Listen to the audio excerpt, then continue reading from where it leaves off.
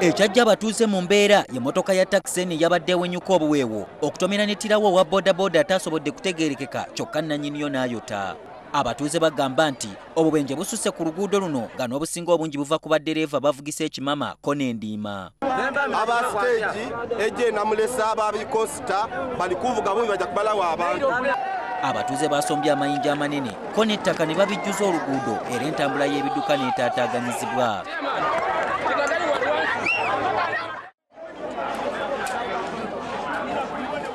Abavubuka bakoze fujjo nga beegattiddwako abakyala nga n'abamu ku bo bazze baweesa abaana ku migongo.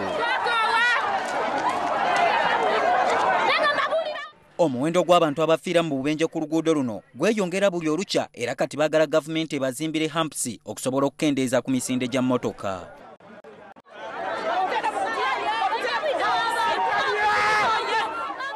Poliisi yaluddewo okutuuka okukakkanya embeera wabula waabaddewo okukaayana wakati w'ababadde bakola effujjo n'abasajja ababadde mu ngoye eza bulijjo abatategerekese oba nga babadde basirikale.